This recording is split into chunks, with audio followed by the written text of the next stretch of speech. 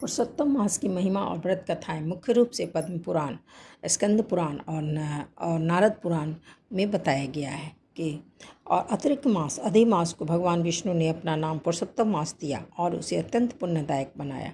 हालांकि पुराणों की कथाएं सुनना शुभ है, लेकिन भागवतम की बात ही अलग है। भागवतम को सुनकर मनुष्य साक्षात भगवान विष्णु की प्राप्त करता है, तो इस मास में भागवतम कथा सुनना अति शुभ माना जाता है। तो मैं आप सभी को भागवतम के षष्ठ स्कंद में अजामिल की कथा को सुना रही हूँ। तो उस कथा के पहले आज के पंचांग के बारे में मैं बताती हूँ। आज दिन गुरुवार है और आज गुरु पुष्प नक्षत्र भी है। तो गुरु पुष्प योग होने से पूजा, खरीदारी, शिक्षा, नया काम, निवेश, सोना खरीदना आदि शुभ माने जाते हैं। आज का शुभ समय था 1:55 PM से 3:32 PM तक और आज का गुलित काल 9:14 AM से 10:50 AM तक। तो आइए अजामिल की कथा की तरफ बढ़ते। जिस प्रकार सोया हुआ व्यक्ति अपने स्वप्न में प्रकट हुए शरीर के अनुसार कार्य करता है और उसे स्वयं मान लेता है, उसी प्रकार मनुष्य अपने वर्तमान शरीर से अपनी पहचान बनाता है, जिसे उसने अपने विगत धार्मिक या अधार्मिक कार्यों के कारण प्राप्त किया है। वह अपने विगत या भावी जीवनों को पहचान पाने में असमर्थ रहता है। 5 ज्ञानेंद्रियों, 5 कर्मेंद्रियों तथा 5 इंद्रिय विषयों के ऊपर मन होता है, जो 16वां सत्व है। मन से श्रेष्ठ 17वां तत्व आत्मा स्वयं जीव है, जो अन्य 16 के सहयोग से अकेले भौतिक जगत का भोग करता है। जीव 3 प्रकार की स्थितियों का भोग करता है, यथा सुख, दुख तथा मिश्रित सुख दुख। सूक्ष्म शरीर 16 अंगों से समन्वित होता है, 5 ज्ञानेंद्रियों, 5 कर्मेंद्रियों, 5 इंद्रिय तृप्ति के विषय तथा मन। यह सूक्ष्म शरीर भौतिक प्रकृति के 3 गुणों का प्रभाव है, दुर्लभ प्रबल इच्छाओं के से बना हुआ है। अतः यह जीव को मनुष्य, पशु तथा देवता योनि में एक दूसरे के शरीर में देहांतरण करता है। जब जीव को देवता का शरीर प्राप्त होता है तो निश्चित रूप से हर्षित होता है। जब उसे मनुष्य का शरीर प्राप्त होता है तो वह शोक करता है। अब जब उसे पशु का शरीर मिलता है तो सदैव भयभीत रहता है, किंतु सभी स्थितियों में वह वस्तुतः दुखी रहता है। उसकी दुखित अवस्था या जीवन में देहांतरण कहलाती है। एक भी जीव बिना कार्य किए क्षण भर भी नहीं रह सकता। उसे प्रकृति के 3 गुणों के अनुसार अपनी स्वाभाविक प्रवृत्ति द्वारा कर्म करना ही पड़ता है, क्योंकि वह स्वाभाविक प्रवृत्ति उसे एक विशेष रूप से कार्य करने के लिए बाध्य करती है। प्रारंभ में अजामिल नामक का यह ब्राह्मण सारे वैदिक ग्रंथों का अध्ययन किया था। वह बहुत अच्छे चरित्र का था, अच्छे संस्कार तथा अच्छे गुणों का आगार था। वह सारे वैदिक आदेशों को संपन्न करने में दृढ़ था। वह अत्यंत मृदु तथा सुशील था और अपने मन तथा इंद्रियों को वश में रखता था। यही नहीं, वह सदा सच बोलता था। वह जानता था वैदिक मंत्रों का उच्चारण किस प्रकार करना होता है तथा वह अत्यंत शुद्ध भी था। अजामिल अपने गुरु, अग्निदेव, अतिथियों तथा घर के वृद्धजनों का बहुत आदर करता था। निसंदेह वह झूठी प्रतिष्ठा से मुक्त था। वह सरल, सभी जीवों के प्रति उपकार करने वाला तथा श्रेष्ठ था। वह न तो व्यर्थ की बातें करता था, न किसी से ईर्ष्या करता था। एक बार यह ब्राह्मण अजामिल अपने पिता के आदेश का पालन करते हुए जंगल से फल, फूल तथा समित और कुश नामक 2 प्रकार की घास लाने जंगल गया। घर आते समय उसे एक अत्यंत कामुक चतुर्थ वर्ण का क्षुद्र व्यक्ति मिला, जो निर्लज्ज होकर एक वेश्या का आलिंगन तथा चुंबन ले रहा था। यह शूद्र इस प्रकार हंसते गाते हुए आनंद ले रहा था, मानो यही उचित आचरण हो। वह यह शूद्र तथा वेश्या दोनों ही शुरापान किए हुए थे। वेश्या की आंखें नशे में घूम रही थीं और उसके वस्त्र स्थिर पड़ गए थे।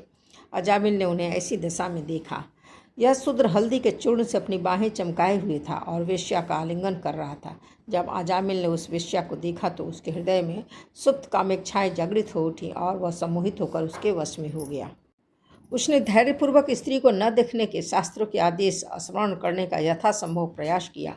इस ज्ञान तथा अपनी बुद्धि के बल पर उसने अपनी कामेच्छाओं को वश करने का प्रयास किया, किंतु अपने अंदर कामदेव का आवेग होने के कारण वह अपने मन को नियंत्रण न रख सका। जिस प्रकार सूर्य तथा चंद्रमा एक क्षुद्र ग्रह द्वारा ग्रसित हो जाते हैं, उसी प्रकार उस ब्राह्मण ने अपना समस्त उत्तम ज्ञान को खो दिया। इस स्थिति का लाभ उठाकर वह सदैव उस वेश्या के विषय में सोचता रहता और थोड़े ही समय बाद उसने उसे अपने घर में नौकरानी के रूप में रख लिया तथा ब्राह्मण के समस्त अनुष्ठानों का उसने परित्याग कर दिया। इस प्रकार अजामिल अपने पिता से उत्तराधिकार में प्राप्त जो भी धन था उसे अपने विविध उपहारों द्वारा उस वेश्या को संतुष्ट करने में खर्च करने लगा, जिससे वह उससे प्रसन्न बनी रहे। उसने उस वेश्या को संतुष्ट करने के लिए अपने समस्त ब्राह्मणोचित कर्म भी छोड़ दिए। चूंकि उसकी बुद्धि वेश्या की कामपूर्ण विचितवन से विध चुकी थी, अतः शिकार हुआ ब्राह्मण अजामिल उसकी संगति से में पाप कर्म करने लगा। उसने अपनी अति सुंदर तरुण पत्नी तक का साथ छोड़ दिया, जो अति सम्मानित ब्राह्मण कुल से आई थी। यद्यपि वह ब्राह्मण कुल में उत्पन्न थी, किंतु वेश्या की संगति के कारण बुद्धि से विहीन उस धूर्त ने जैसे तैसे करके धन कमाया, चाहे वह उचित रीति से हो या अनुचित रीति से, और वेश्या के पुत्रों तथा पुत्रियों को भरण पोषण में लगाया। उस ब्राह्मण ने पवित्र शास्त्रों के विधि विधान का उल्लंघन करके अपव्यय करने तथा वेश्या द्वारा बनाया भोजन करने में बड़े ही ढंग से अपनी दीर्घ आयु बताई। इसलिए वह पापों से भरा है, वह अस्वच्छ और निषिद्ध कर्मों में लिप्त रहता है। इस अजामिल ने कोई प्रायश्चित नहीं किया। उसके पापी जीवन के कारण हम उसे दंड देने हेतु यमराज के समक्ष जा रहे हैं। यमराज के दूतों ने यह कहा, वहाँ पर अपने पाप कर्मों की मात्रा के अनुसार यह दंडित होगा और इस प्रकार शुद्ध बनाया जाएगा। श्री सुखदेव स्वामी ने कहा कि हे राजन, भगवान विष्णु के दूत नीति तथा तर्क शास्त्र में बहुत पटु होते हैं। यमदूतों के कथनों को सुनने के बाद उन्होंने इस प्रकार उत्तर दिया। विष्णु दूतों ने कहा, हाय, यह कितना दुखद है कि ऐसी सभा में जहाँ धर्म का पालन होना चाहिए वहाँ अधर्म को लाया जा रहा है। निसंदेह धार्मिक सिद्धांतों का पालन करने के अधिकारी जन एक निष्पाप और अदंडनीय व्यक्ति को व्यर्थ ही दंड दे रहे हैं। आम जनता समाज के में नेता का उदाहरण अनुगमन करती है और उसके आचरण का अनुसरण करती है। नेता जो भी स्वीकार करता है उसे आम जनता प्रमाण रूप में स्वीकार करती है। सामान्य लोग ज्ञान में इतने उन्नत नहीं होते कि वे धर्म तथा अधर्म में भेदभाव कर सके। अबोध अप्रबुद्ध नागरिक उस अज्ञानी पशु की तरह हैं जो अपने स्वामी की गोद में सिर रखकर शांतिपूर्ण सोता रहता है और श्रद्धापूर्वक अपने स्वामी द्वारा अपने संरक्षण पर विश्वास करता है। यदि नेता वास्तव में दयालु हो और जीव की श्रद्धा का भाजन बनने योग्य हो तो वह किसी मूर्ख व्यक्ति को किस प्रकार दंड दे सकता है। अजामिल पूर्व में ही अपने समस्त पाप कर्मों के लिए प्रायश्चित कर चुका है। वास्तव में उसने न केवल एक जीवन में किए गए पापों का प्रायश्चित किया है, अब तो करोड़ों जीवन में किए गए पापों के लिए भी किया है, क्योंकि उसने असहाय अवस्था में श्री नारायण के नाम का उच्चारण किया है। यद्यपि उसने शुद्ध रीति से उच्चारण नहीं किया, किंतु उसने अपराध रहित उच्चारण किया है, इसलिए अब वह पवित्र है और मोक्ष का प्राप्त है। विष्णु दूतों ने आगे कहा, यहाँ तक कि पूर्व में भी खाते समय तथा अन्य अवसरों पर यह अजामिल ने अपने पुत्र को यह कहकर पुकारा करता है, प्रिय नारायण, यहाँ तो आओ। यद्यपि वह अपने पुत्र का नाम पुकारता था, फिर भी वह नारायण इन 4 अक्षरों का उच्चारण करता था। इस प्रकार केवल नारायण नाम का उच्चारण करने से उसने लाखों जन्मों के पापमय फलों के लिए पर्याप्त प्रायश्चित कर लिया है। भगवान विष्णु के पवित्र नाम का कीर्तन सोना या अन्य मूल्यवान वस्तुओं के चोर, शराबी, मित्र या संबंधी के साथ विश्वासघात करने वाले, ब्राह्मण के हत्यारे अथवा अपने गुरु अथवा अन्य श्रेष्ठ जन की पत्नी के साथ संभोग करने वाले के लिए प्रायश्चित ही सर्वोत्तम विधि है। वैदिक कर्मकांडों का पालन करने अथवा प्रायश्चित करने से पापी लोग इस प्रकार शुद्ध नहीं हो पाते जिस प्रकार एक बार भगवान श्री हरि के पवित्र नाम का कीर्तन करने से शुद्ध बनते हैं। यद्यपि अनुष्ठानिक प्रायश्चित मनुष्य को पाप फलों से मुक्त कर सकता है, किंतु यह भक्ति को जागृत नहीं करता। जिस प्रकार परम भगवान के नाम का कीर्तन मनुष्य को श्री भगवान के यश, गुण, लक्षण, लीलाओं और साज सामग्री का स्मरण करा। इस अजामिल ने मृत्यु के समय असहाय होकर तथा अत्यंत जोर जोर से भगवान श्री नारायण के पवित्र नाम का उच्चारण किया है।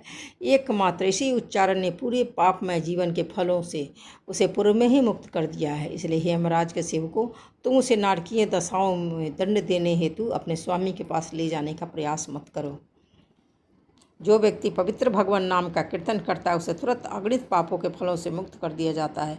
भले ही उसने कीर्तन अप्रत्यक्ष रूप से परिहास में, संगीतमय मनोरंजन के लिए अथवा उपेक्षा भाव से क्यों न किया हो, उसे शास्त्रों में पारंगत सभी विद्वान पंडित स्वीकार करते हैं।